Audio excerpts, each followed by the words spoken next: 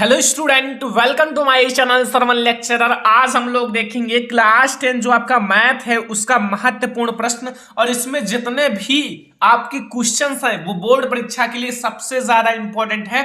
जैसा कि आप पहला ही क्वेश्चन देख सकते हो, ये बोर्ड परीक्षा के लिए बहुत ज्यादा इंपॉर्टेंट है। ठीक है, तो ये वीडियो आपको लास्ट तक देखना है, वीडियो को लाइक करना है, शेयर करना है अपने फ्रेंड्स के साथ। चैनल पर नए हो तो सब्सक्राइब कर लेना है। तो पहला प्रश्न आपके सामने लिखा हुआ है, आप लोग देख सकते हो, बहुत आसान सा क्वेश्चन है। लिखा हुआ है एक समकोण त्रिभुज। देखो त्रिभुज कैसा है, समकोण है। ठीक है, त्रिभुज की ऊंचाई जो है इसके आधार से 60 सेंटीमीटर कम है, यानी कि जो उसकी ऊंचाई है वो उसके आधार से कितना कम है, 7 सेंटीमीटर कम है। और यदि कर्ण जो है 13 सेंटीमीटर का हो, यदि जो उसका कर्ण है 13 सेंटीमीटर का हो तो अन्य दो भुजाएं ज्ञात कीजिए। कर्ण तो ऑलरेडी दे दिया है, अब आपको आधार और ऊंचाई यानी कि लंब ज्ञात करना है। तो अब आप इसे कैसे ज्ञात करोगे, बहुत आसान तरीके से बताऊंगा, ध्यान से समझना। ठीक है, तो सबसे पहले आप देख सकते हो, आप लोग मान लो, क्या मानोगे, माना ये हमारा समकोण त्रिभुज है। ठीक है, समकोण, माना जो समकोण त्रिभुज है, समकोण त्रिभुज, त्रिभुज की आधार आधार को आपको मानना पड़ेगा। ठीक है, आधार में मान लेता हूं x सेंटीमीटर है। मैंने आधार को क्यों माना, आप लोग जरूर सोच रहे होंगे, चलो मैं आपको बताता हूं। तो यहां आप लोग सोच रहे होंगे कि हम आधार को x क्यों माने। देखो ध्यान से समझना, यहां लिखा हुआ एक समकोण त्रिभुज की ऊंचाई इसके आधार से 7 सेंटीमीटर कम है। तो यहां जो इसका आधार है इससे 7 सेंटीमीटर कम है, क्या, इसका लंब यानी कि ऊंचाई। तो अगर हमें आधार पता चल जाए तो आधार में से मैं 7 सेंटीमीटर घटा दूंगा तो फिर हमें ऊंचाई या फिर लंब भी पता चल जाएगा। ठीक है, तो इसीलिए मैंने आधार को माना है। अब यहां आप लोग लिख सकते हो जो समकोण त्रिभुज है, समकोण त्रिभुज, समकोण त्रिभुज। अब देखो समकोण त्रिभुज की ऊंचाई कह सकते हो, कि ऊंचाई भी आप कह सकते हो, कोई दिक्कत नहीं, ऊंचाई। और या फिर इसी को आप लंब कह सकते हो, ऊंचाई या लंब भुजा, लंब भुजा, ये दोनों आप कह सकते हो। अब ये जो है ना, ये इक्वल है किसके, देखो ध्यान से समझना, यहां आपका लिखा हुआ है ऊंचाई इसके आधार से 7 सेंटीमीटर कम है, यानी कि इसका जो आधार है वो कितना है, x है। तो x में से हम 7 कम कर लेंगे और इतना ही हमारा हो जाएगा सेंटीमीटर। क्या हो जाएगा, जो हमारा समकोण त्रिभुज की ऊंचाई या फिर लंब। ठीक है, समझ में आया इतना। अब एक फार्मूला आप लोगों को पता होगा, नहीं पता हो तो कोई दिक्कत नहीं, पाइथागोरस प्रमेय का। तब जो हम पाइथागोरस प्रमेय का फार्मूला पता होगा, ठीक है, सॉरी पाइथागोरस प्रमेय, पाइथा, ठीक है, पाइथागोरस प्रमेय, प्रमेय से। अब आपको पाइथागोरस प्रमेय तो पता ही होगा, अगर नहीं पता है तो कोई दिक्कत। पाइथागोरस प्रमेय यह कहता है कि जो कर्ण का वर्ग होता है वो बराबर होता है, यानी कि दोनों अन्य जो भुजाओं के वर्ग के योग का। ठीक है, मतलब कहने का मतलब है जो लंब है, जैसे लंब एक, जैसे लंब का वर्ग कर लो प्लस आप आधार का वर्ग कर लो, ये बराबर होगा कर्ण के वर्ग के, यानी कि कर्ण का वर्ग। ठीक है, बस देखो कर्ण का वर्ग जो होता है वो शेष दोनों भुजाओं के वर्ग के बराबर होता है। ठीक है, अब देखो यहां आपको लंब कितना है, लंब ये है आपका। ठीक है, ध्यान से समझना, यहां लंब हमारा कितना है, x-7 का वर्ग आप कर लो, प्लस फिर यहां हमारा आधार कितना है, मैंने x माना है आधार को, तो आधार का वर्ग कर लो, बराबर कर्ण तो ऑलरेडी दिया है, ये 13 सेंटीमीटर हमारा कर्ण है, तो 13 का आप वर्ग कर लो, 13 का वर्ग कर लो, जहां आपको पता है कि दिया है कर्ण हमारा कितना है, 13 सेंटीमीटर, आपको इतना पता होना चाहिए। फिर आप इस ब्रैकेट को जब खोलोगे तो यहां x का वर्ग करोगे, x स्क्वायर माइनस ये आपका हो जाएगा 2ab, यानी कि 2x और 7 दूनी 14, यानी कि -14x हो जाएगा। और फिर आप 7 का वर्ग करोगे तो प्लस में आपका हो जाएगा 49। फिर यहाँ प्लस एक्स स्क्वायर है और यहाँ हमारा 169 हो जाएगा, क्योंकि 13 का वर्ग होता है 169। ठीक है, ध्यान से समझना, बहुत ज्यादा इंपॉर्टेंट क्वेश्चन है। यहां से एक्स स्क्वायर और एक्स स्क्वायर दोनों जुड़कर 2x स्क्वायर हो जाएगा।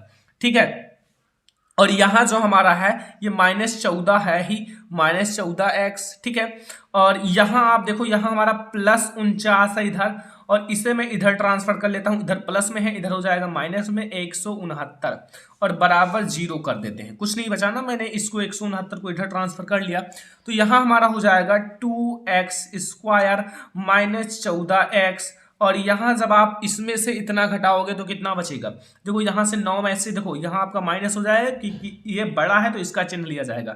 9 में से 9 गई 0, एंड यहां आपका 6 में से 4 गए 2 एंड 1, यानी कि 120 हो जाएगा, बराबर 0। अब एक बात आप देख सकते हो, इसमें हम 2 कॉमन ले सकते हैं सभी में, तो यहाँ 2 कॉमन ले लो, यहाँ बचेगा एक्स स्क्वायर माइनस हमारा 14, यानी कि 14 में जब 2 से भाग दोगे 7x, और यहाँ बचेगा -60 बराबर 0। अब ये दो जब 0 से गुणा हो जाएगा तो ये केवल आपका एक समीकरण बचेगा, एक्स स्क्वायर -7x और -60 बराबर 0। ये आपका एक समीकरण मिल चुका है।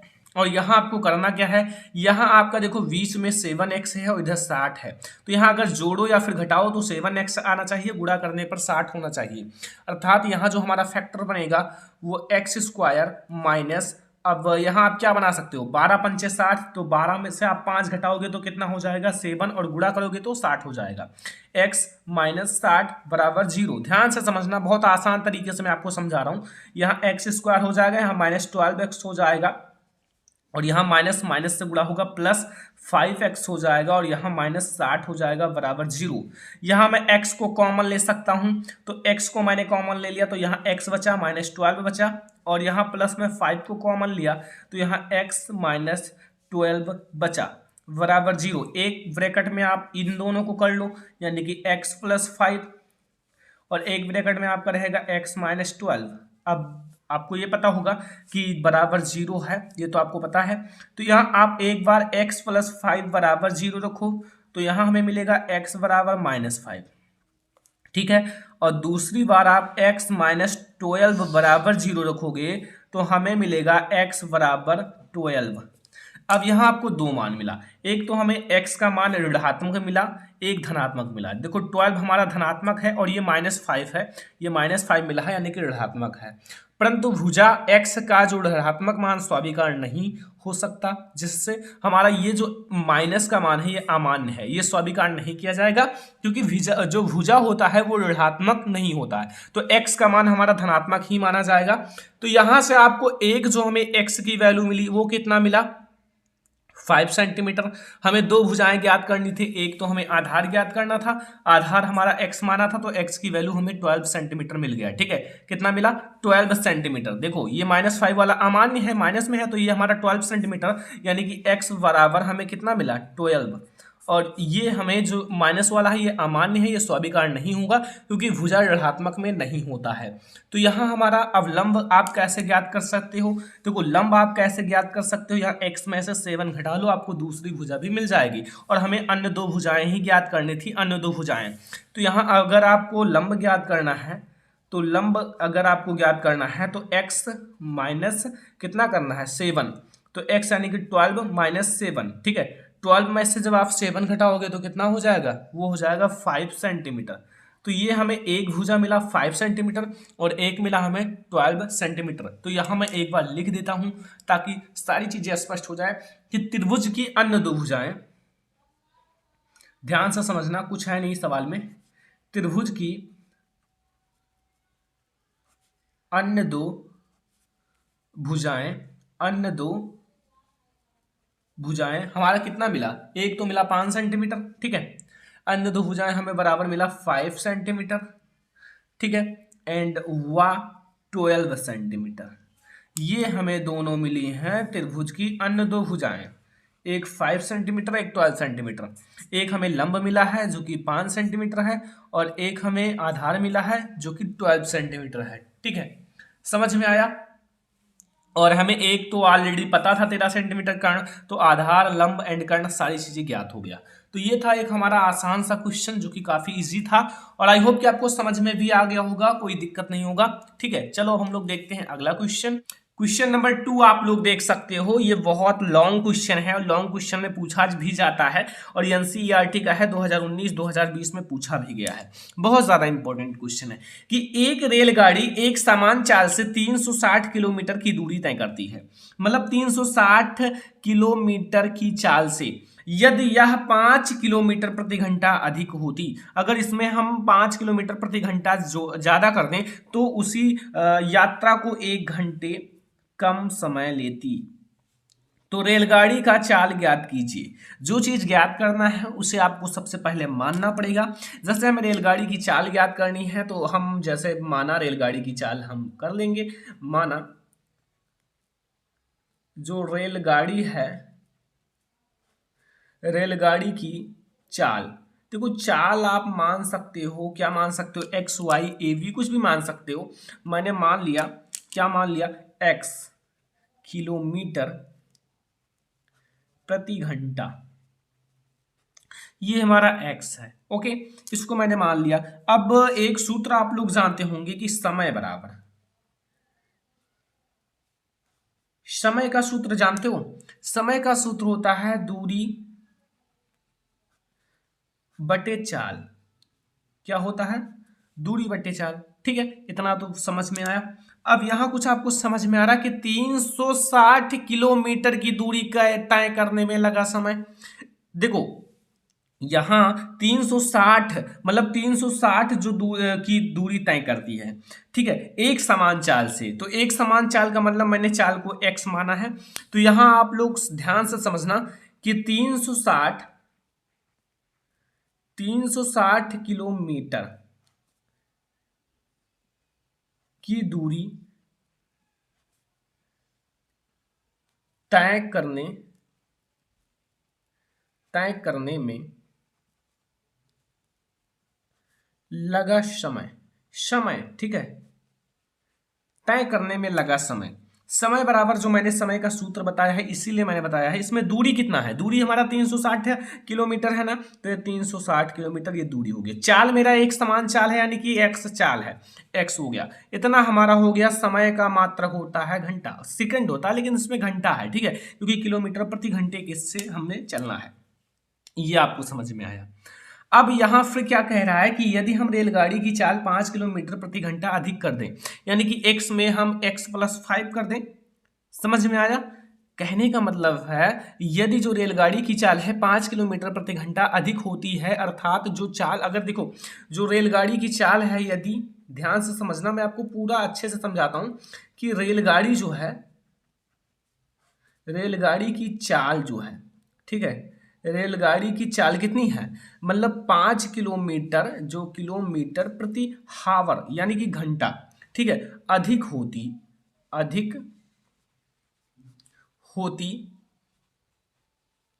ठीक है, अधिक होती, तो फिर क्या होगा, जो चाल होगा अधिक होती, तो चाल हमारा क्या होगा, चाल जो हमारा होगा वो हो जाएगा x+5 किलोमीटर, यानी कि किलोमीटर प्रति घंटा, ठीक है, किलोमीटर प्रति घंटा इतना हो जाता। ठीक है, अब देखो ध्यान से समझना यहां, ठीक है, अब इतना हो जाता। अब तो 360 किलोमीटर दूरी तय करने में लगा समय, अगर इस हिसाब से देखा जाए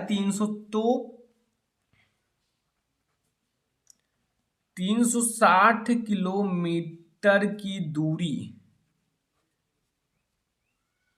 तय करने में लगा समय।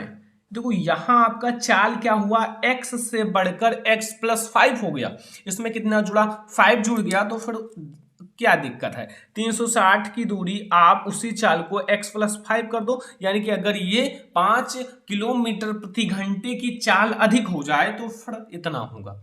ठीक है। अब अकॉर्डिंग टू क्वेश्चन यहाँ आपको करना क्या है, प्रश्नानुसार ध्यान से समझना, थोड़ा लॉन्ग क्वेश्चन है बट बहुत ज्यादा इंपॉर्टेंट है, इसीलिए मैं आपको थोड़ा सा अच्छे से समझा रहा हूँ। जो आपका ये है, ये चीज है, यानी कि 360 बटे एक्स, और ये जो हमारा है इसमें आप माइनस कर देना 360 बटे, अगर हम इसमें से इतना तेज करें, ठीक है, और हमारा कितना हो जाएगा, ये बराबर कितना हो जाएगा, 1 घंटा। देखो ध्यान से समझना, यहाँ 1 घंटा है ना, यानी कि समय जो हमारा हो जाएगा वो 1 घंटा लेता है। इतना तो आपको समझ में आ ही गया होगा। और इसको आप क्या करो, क्रॉस मल्टीप्लाई करा लो, जैसे एक्स एक्स प्लस 5 हो जाएगा, यहाँ गुणा हो जाएगा, और यहाँ आपका क्या हो जाएगा, ये हो जाएगा 360 एक्स, और यहाँ जब 360 में 5 से मल्टीप्लाई होगा तो ये हो जाएगा आपका 500 एंड 36 पंचे, हाँ सही 180, यानी कि 1800, ठीक है। और यहाँ से जब इसका मल्टीप्लाई होगा तो ये हो जाएगा -360 एक्स, और यहाँ हमारा बराबर 1 के है, ठीक है। सरल कर लो। देखो यहाँ आपको क्या करना है, यहाँ से 360 से 360 कट जाएगा, प्लस माइनस है, तो यहाँ आपका बचेगा केवल ऊपर कितना बचेगा 1800, और ये हो जाएगा इसका x का गुणा होगा x में तो x स्क्वायर, एंड 5 का गुणा होगा x में तो 5x।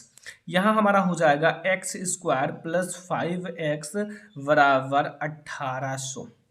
इसको मैं इधर ट्रांसफर कर लेता हूँ, ये हो जाएगा x square plus 5x minus 1800 बराबर 0, ठीक है, बराबर 0 मैंने रख दिया।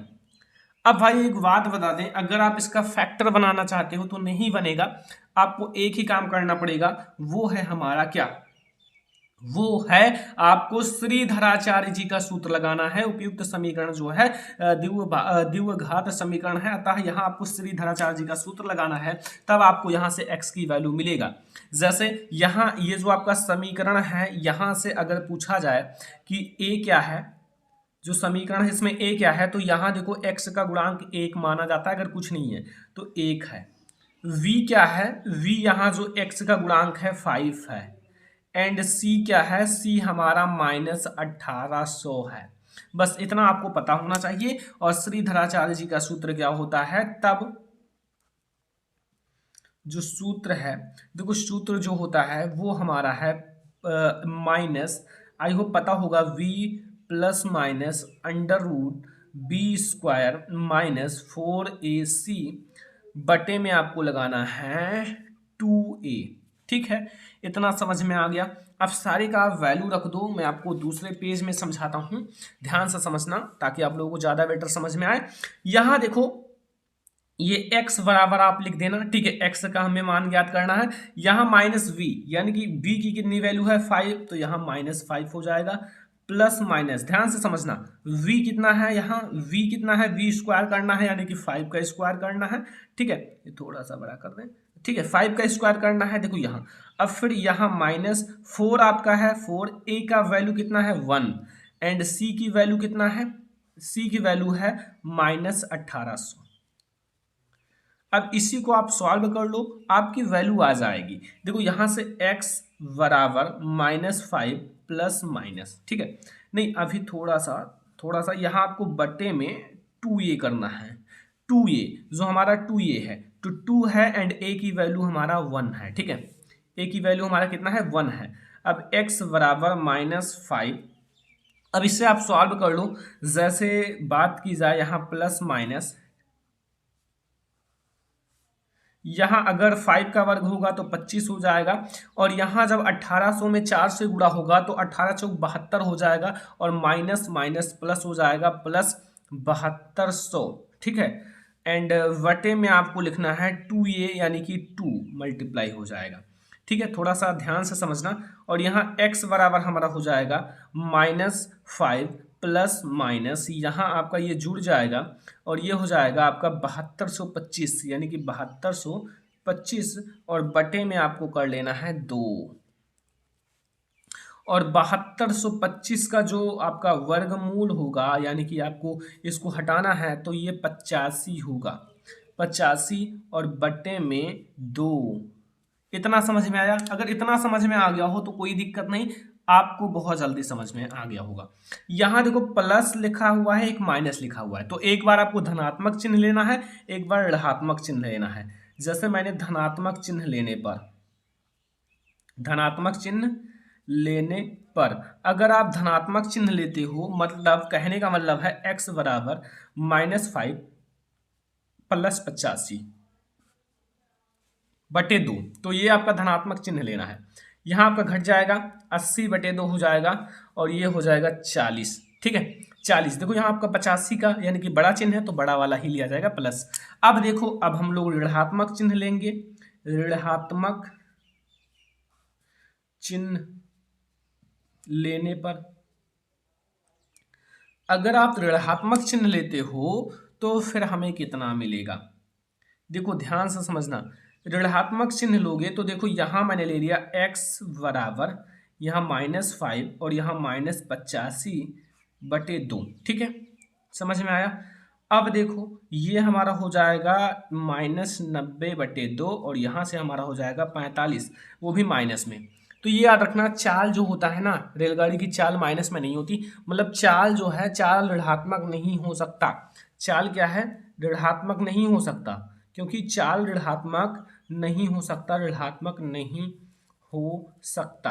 तो ये जो आपका है माइनस वाला ये अमान्य है और ये जो 40 वाला है यही सही है। तो अतः जो रेलगाड़ी का चाल होगा, रेलगाड़ी का चाल जो होगा वो कितना होगा, x बराबर 40, ठीक है, किलोमीटर प्रति घंटा, किलोमीटर प्रति घंटा, यही हो जाएगा रेलगाड़ी की चाल। ये श्रीधराचार्य जी के सूत्र से मैंने लगाया है, काफी आसान है। ठीक है, तो ये है रेलगाड़ी की चाल। तो ये हमारा हो गया 40 किलोमीटर प्रति घंटा। आप बहुत आसान क्वेश्चन था, आई होप कि आपको समझ में आ गया होगा और ये काफी लॉन्ग भी क्वेश्चन था। ठीक है, और इस सूत्र पर भी आपको जानना जरूरी था कि इस सूत्र पर कैसे लगाया जाता है क्वेश्चन को, तो आई होप कि आपको समझ में आ गया। ये हमारा है क्वेश्चन नंबर 2, इंपॉर्टेंट है हाइट एंड डिस्टेंस का क्वेश्चन, जो कि आप लोगों के बोर्ड परीक्षा के लिए। ठीक है, सबसे पहले आप क्वेश्चन को समझो। एक मीनार के पाद बिंदु, एक मीनार है उसके पाद बिंदु से एक भवन के शिखर का उन्नयन कोण 30 डिग्री है। कितना है, 30 डिग्री है। और भवन के पाद बिंदु से मीनार के शिखर का उन्नयन कोण 60 डिग्री है। यदि मीनार जो है, मीनार 50 मीटर ऊंची हो तो भवन की लंबाई या फिर ऊंचाई ज्ञात कीजिए। आपको भवन की ऊंचाई यानी कि h ज्ञात करना है। कैसे ज्ञात करोगे ये आप लोगों को पता होना चाहिए, नहीं पता है तो अभी आप लोगों को पता चल जाएगा। तो सबसे पहले आपको फिगर बनाना है, फिगर सबसे ज्यादा इंपॉर्टेंट है। जैसा कि मैं आपको, देखो आप लोग इस पर ध्यान मत देना, अभी आपको ये भी समझ में आ जाएगा जो मैंने थ्योरी लिखा है। सबसे पहले आप देखो, एक मीनार है, एक मीनार है, ठीक है, एक मीनार के पाद बिंदु से एक भवन के शिखर का उन्नयन कोण 30 डिग्री है। यदि भवन के पाद बिंदु से जो शिखर के उन्नयन कोण 60 डिग्री है, यदि मीनार जो है 50 मीटर ऊंचा हो। सबसे पहले आपको एक ऐसे मीनार, देखो मैं आपको वैसे समझाता हूं ना, कोई स्केल की सहायता से आप लोग बोर्ड परीक्षा में खींचना, वैसे लाइन तो बिल्कुल सीधा है। ये हमारा है 50 मीटर, कितना है, 50 मीटर, और 50 मीटर ऊंचा है। ठीक है, और इसी के सामने आप लोग एक भवन बना लो, छोटा सा, ज्यादा बड़ा ना हो। ठीक है, ये अब देखो आप नीचे से तो मिला ही लो, क्योंकि भाई धरती है, नीचे धरातल है ये। ओके, इतना आपको समझ में आया। अभी आपको और ज्यादा समझ में आ जाएगा, बहुत आसान क्वेश्चन है। ठीक है, अब देखो यहां ध्यान से समझना, यहां क्वेश्चन में कि एक मीनार के पाद बिंदु से एक भवन के शिखर का उन्नयन कोण 30 डिग्री है। मीनार का जो पाद बिंदु है, पाद बिंदु का मतलब होता है नीचे, और मीनार के पाद बिंदु से भवन की शिखर, यहां देखो भवन का शिखर, ये भवन का शिखर है ना, तो इसका जो उन्नयन कोण है वो कितना है, 30 डिग्री है। चलो मैंने लिख दिया 30 डिग्री। ठीक है, अगला समझो, अगला जो हमारा प्रोसेस है वो क्या कह रहा है, फिर क्या आ रहा है कि और भवन के पाद बिंदु से मीनार के शिखर का उन्नयन कोण 60 डिग्री है। इसके पाद बिंदु से, यहां से और इसके शिखर का उन्नयन कोण, यानी कि यहां से, ठीक है, यानी कि यहां से हमें इसको मिलाना होगा यहां, ठीक है, यहां तक। तो फिर इसका जो उन्नयन कोण है वो कितना है, 60 डिग्री। तो इसको भी हम लोग मिला लेते हैं, कोई दिक्कत है नहीं, बहुत आसान तरीके से समझाएंगे। ये इसका जो उन्नयन कोण है ये आपका 60 डिग्री है। कितना है, 60 डिग्री। यहां आपको दो कोण मिल चुके हैं। अब कुछ नहीं करना है, अब आप लोग जो भवन है ये, इसकी ऊंचाई ज्ञात करना है। भवन की ऊंचाई ज्ञात करना है, ठीक है। तो फिर भवन की ऊंचाई, अब देखो मैं यहाँ एक नाम दे देता हूँ। जो भवन है इसका नाम एवी, यानी कि जो हमारा मीनार है इसका नाम एवी दे देता हूँ, और इसका नाम मैं डीसी या फिर सीडी दे देता हूँ, ठीक है। बस और कुछ नहीं करना है, चारों आपका हो गया। अब देखो मैं ये जो भवन की हमें ऊंचाई ज्ञात करनी है ना, तो इसको मैं x मीटर मान लेता हूं, यानी कि अगर हम x की वैल्यू ज्ञात कर लें तो फिर हमें पूरा मिल जाएगा, ठीक है। और ये हमारा 50 मीटर है ही, तो अभी आपको पता चल जाएगा। सबसे पहले आप यहां देखो लिखना है माना आप लोग देखो एवी जो है एक मीनार है, एवी एक मीनार है, देख सकते हो ए एंड वी क्या है, एक मीनार है, और जिसकी ऊंचाई 50 मीटर है। कितना है, 50 मीटर है। और मीनार के पाद बिंदु से वी से एक भवन सीडी की चोटी डी का उन्नयन कोण 30 डिग्री है। आप लोग देख सकते हो जो डी है यहाँ डी का जो उन्नयन कोण है वो 30 डिग्री है, देख सकते हो 30 डिग्री, ठीक है। जबकि भवन के आधार बिंदु से सी से जो मीनार की चोटी का उन्नयन कोण 60 डिग्री है। मीनार की चोटी का उन्नयन कोण, याद देखो या मीनार की चोटी का उन्नयन कोण 60 डिग्री है, ठीक है। और मीनार के आधार वी से भवन के आधार सी की दूरी वीसी है, देख सकते हो इनके बीच की दूरी वीसी है। अब मैंने क्या कहा है कि मान लो कि माना भवन की ऊंचाई x है, x मीटर मान लो, माना भवन की ऊंचाई x मीटर है, भवन की ऊंचाई x मीटर है, ठीक है। अब आपको यहां दो त्रिभुज मिल रहे हैं। दो त्रिभुज कौन कौन से, सबसे पहले आप त्रिभुज एवीसी देख लो, यहां एवीसी। दूसरा हमारा कौन सा त्रिभुज मिलेगा, दूसरा वीडीसी, क्योंकि भाई ये देख सकते हो ना दोनों पर कोण है, दो कोण हो तो दो त्रिभुज, यानी कि 30 डिग्री 60 डिग्री, यानी कि दो त्रिभुज मिलेगा। अब आप लोग लिखो कि समकोण त्रिभुज,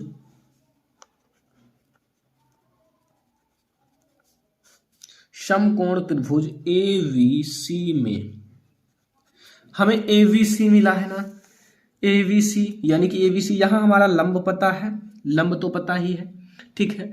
और हमें वीसी आधार हम ज्ञात कर लेंगे, अभी आपको वीसी मिल जाएगा। तो यानी कि लंब बटे आधार किसका सूत्र होता है, टैन थीटा का, यानी कि टैन, और कोण हमारा क्या है, कोण हमारा देख सकते हो इसका सी है ये, ठीक है। तो टैन सी जो होगा वो हमारा होगा एवी, यानी कि एवी बटे वीसी, सारी की वैल्यू रख दो, यानी कि टैन ये हो जाएगा 60 डिग्री है, और एवी की लंबाई 50 है, और वीसी की हमें पता नहीं है, और इसका जो होता है √3 होता है मान टैन 60 डिग्री का, इतना याद होना चाहिए। और वीसी हमारा मिल जाएगा, वीसी बराबर 50 बटे √3 मीटर। ये हो गया हमारा, पहले वीसी हम लोगों ने ज्ञात कर लिया, इतना तो आपको समझ में आ गया। अब पुनः आप लोग करो, दूसरा हमें त्रिभुज लेना पड़ेगा, पुनः समकोण त्रिभुज बीसीडी में। अब यहां हमें एक और त्रिभुज मिला VCD। अब VCD मिला तो यहां भी आप टैन लगाओ, टैन और कोण कहाँ है, C पर, तो टैन C, ठीक है। देखो हाँ नहीं, इसका कोण ये है भाई, V है, V वो बराबर होगा CD, यानी कि यहां हमारा CND। अभी आपको x की वैल्यू भी मिल जाएगा यहां से, CD और बटे में हमारा VC, और यहां हमारा कोण कितना है, टैन 30 डिग्री है ना, तो टैन 30 डिग्री रख दो, और यहाँ CD आपका कितना है, CD x है, और VC की वैल्यू आप यहाँ देख सकते हो, VC की वैल्यू है 50 बटे √3, 50 बटे √3। अब देखो यहां ध्यान से समझना, इसका जो टैन 30 डिग्री की वैल्यू होती है वो 1/√3 होता है, और यहां से हमारा x बटे 50 √3, ठीक है। ये इतना समझ में आया। अब हमें यहां से x की वैल्यू ज्ञात करना है, ध्यान से समझना। आपका यहां जो x बराबर हो जाएगा, x आपका इधर चला आएगा और ये इधर, और ये हमारा हो जाएगा ना 50 ऊपर चला आएगा। ये जो 50 है ध्यान से समझना, अभी आपको ट्रिक के द्वारा मैं समझा दूंगा। 50√3 जो है ये ऊपर चला आएगा, और ये जो √3 है ना ये 1/√3 ही रहेगा। ये आपका 1/√3 ही रहेगा। यहाँ √3 और √3 दोनों नीचे होगा, ठीक है। अब यहाँ हमारा x की वैल्यू जो आएगा 50 बटे और √3 का गुणा होगा तो हो जाएगा 50/3। यही हमारा हो जाएगा भैया भवन की ऊंचाई। और अगर आप मतलब भाग देकर करोगे तो यानी कि आप x की वैल्यू लिख सकते हो 16 सही 2/3, यानी कि देखो 16 × 48 2 50, सो ये भी आप लिख सकते हो 16 सही 2/3। मीटर में है बच्चा पार्टी, मीटर में, मीटर, ठीक है मीटर। तो यही हमारी भवन की ऊंचाई हो जाएगी। अब बच्चे सोचते हैं कि ये सर ने कैसे लिख दिया, तो ये मैं आपको एक बता देता हूं। जैसे आप लोग 50 में 3 से भाग दोगे तो 3 एकम 3 और यहाँ 2 बचेगा, 3 छक 18। तो यहाँ जो हमारा ये होता है ना इसको आपको आगे लिखना है, और हमारा जो 2 है यानी कि जो हमें शेष मिला यहाँ आपको ऊपर लिखना है अंश में, जिससे भाग दे रहे हैं ना ये आपको हर में लिखना है। तो ये है हमारा मैथ का क्वेश्चन। आई होप कि आपको ये तीनों क्वेश्चन समझ में आ गया होगा।